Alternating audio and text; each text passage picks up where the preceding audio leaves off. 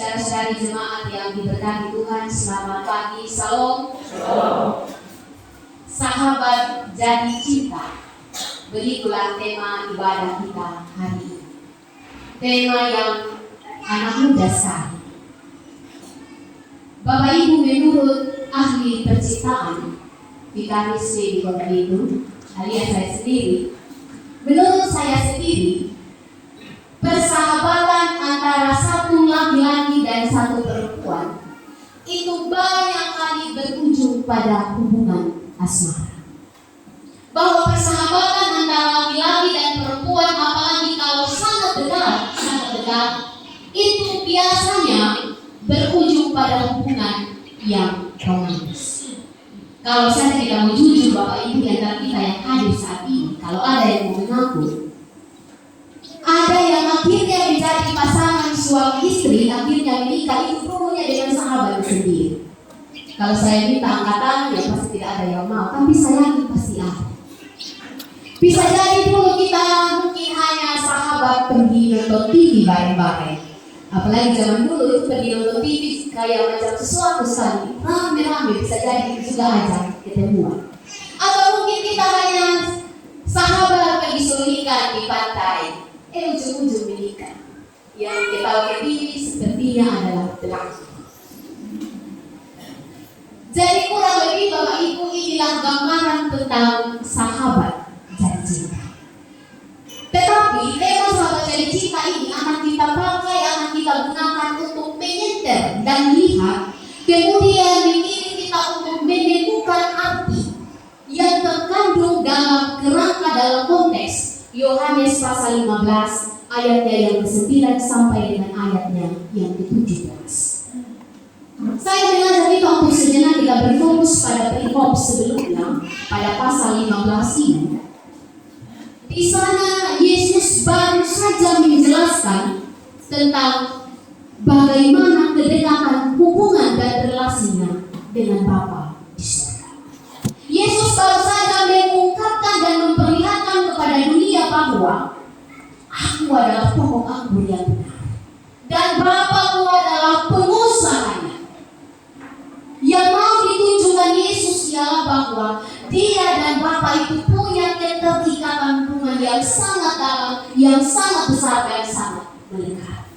Sehingga Yesus pun ingin agar semua orang percaya, khususnya para murid saat itu, agar memiliki cara pandang dan cara hidup yang sama, mampu untuk membahas kedekatan hubungan terhadap semua sesama orang lain dan juga ketika membina hubungan dengan Allah.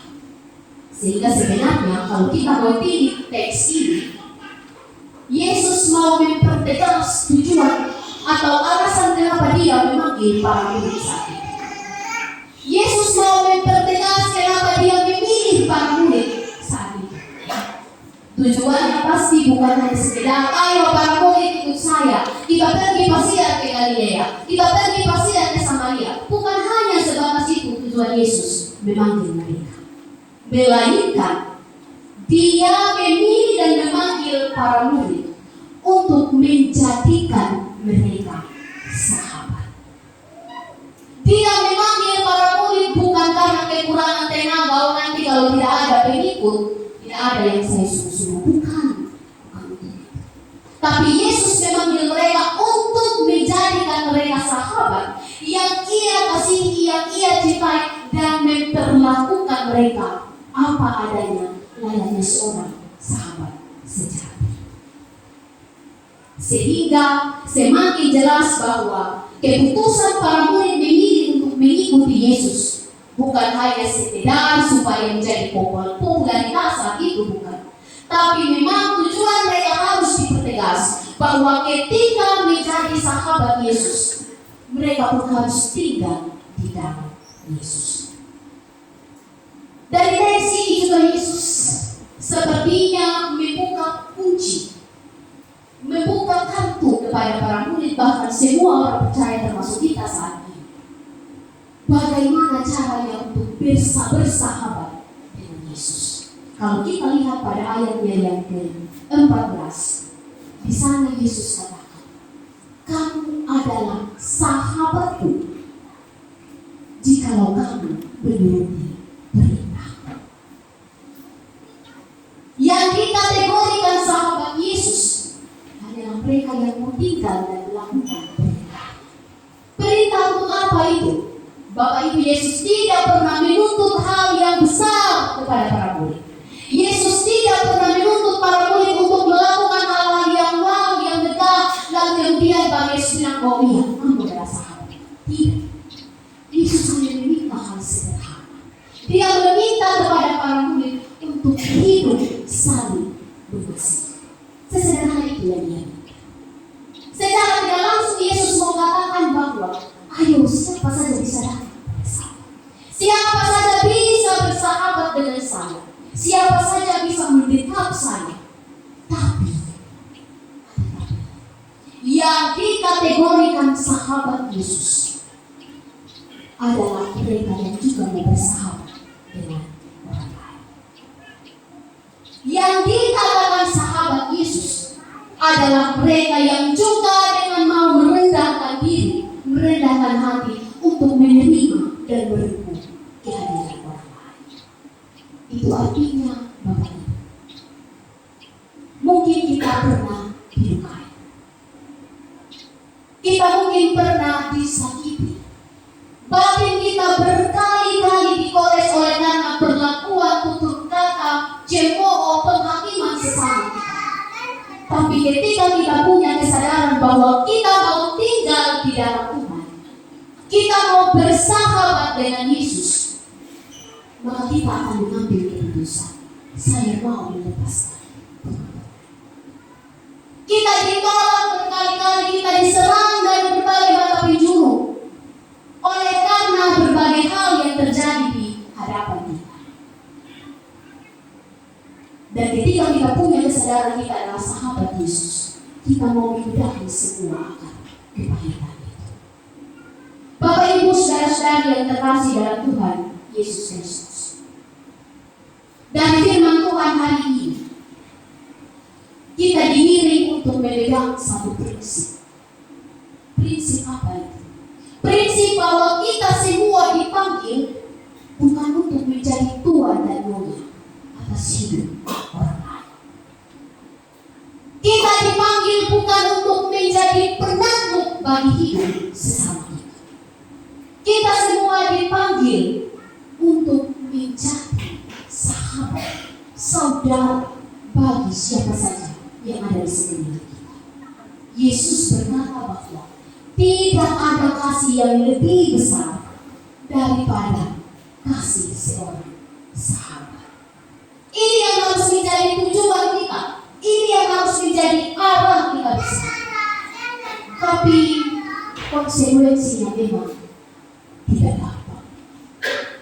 Kalau hanya sekedar dalam pengakuan, dalam ucapan, saya mau bersahabat dengan dia, saya mau bersahabat dengan engkau, betul kenapa Bapak Ibu? Tapi secara praktis, secara konkret, secara nyata, secara real, kadang-kala kita tidak memperlakukan orang lain layaknya seorang sahabat. Saya mengajak kita untuk kita mengingat, sekaligus kita mendalami sepenggal kalimat yang seringkali kita ucapkan kalau kita berdoa. Kita seringkali bilang begini, Bapa kami yang di surga, Bapa kami yang di surga. Sepenggal kalimat yang mau menegaskan bahwa kita ini adalah saudara, kita ini adalah sahabat yang menyembah satu Tuhan yang sama, yang bertekuk lutut di hadapan satu Allah yang sama. Sehingga menjadi sangat egois Bapak Ibu saat kita tundukkan kepala dan kita bilang Bapa kami yang di surga, tapi dalam perilaku hidup kita sehari-hari kita jadikan orang lain sebagai saingan yang harus kita kalahkan. Kita lihat orang lain sebagai lawan yang harus kita rebahkan, sebagai musuh yang harus kita kalahkan.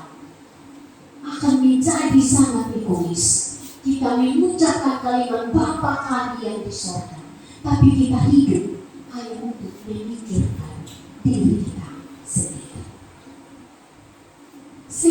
untuk sampai pada level bahwa kita mau menjadi sahabat bagi sesama kita, kita harus belajar untuk melakukan segala sesuatu dengan penuh ketulusan.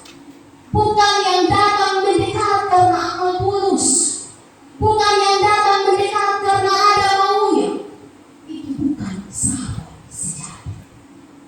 Sahabat sejati adalah dia yang menerima kehadiran kita apa adanya. Di depan, di belakang, kalau dia anggap kita sahabat, dia tetap memperlakukan kita sahabat.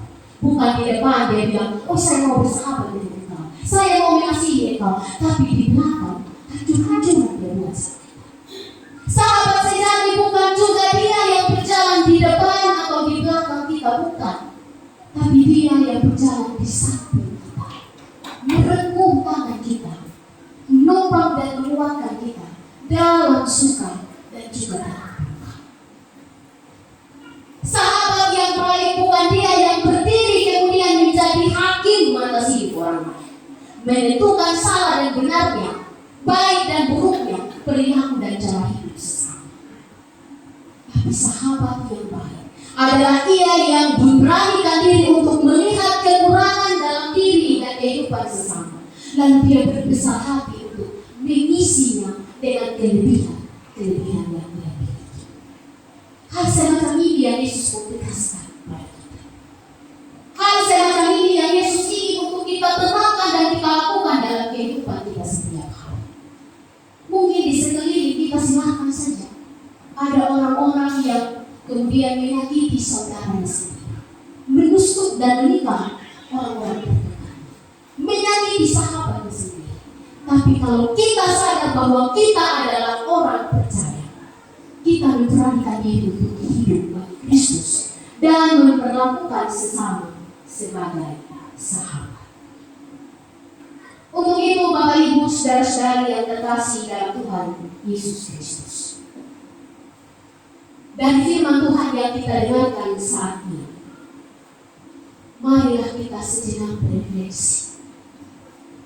Bagaimana cara kita memperlakukan sesama kita selama ini?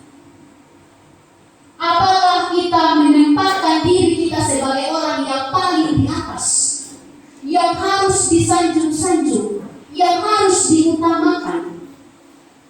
Apakah kita menempatkan diri sebagai penanggung yang menundukkan orang lain, menundukkan saudara kita sendiri, menundukkan keluarga kita sendiri, menundukkan suami atau istri kita sendiri?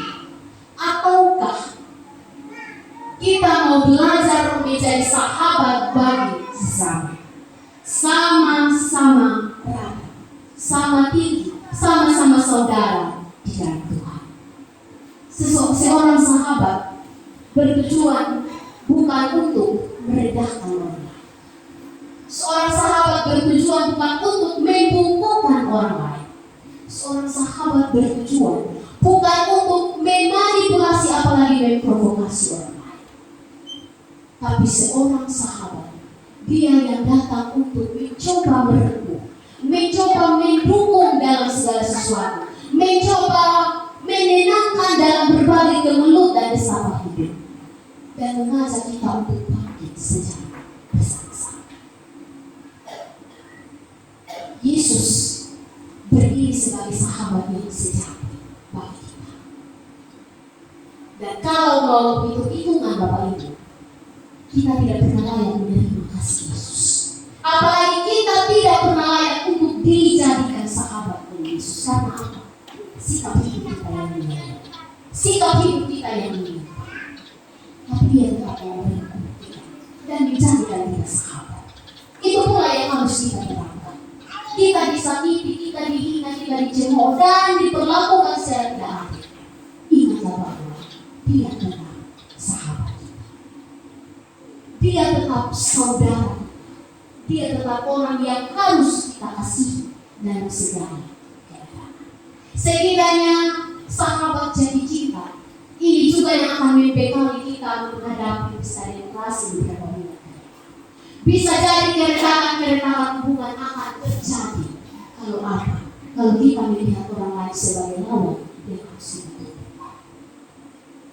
Jadikan sesama kita sebagai sahabat. dalam suka maupun duka, kita harus mampu bersahabat dengan semua orang. Amin untuk firman.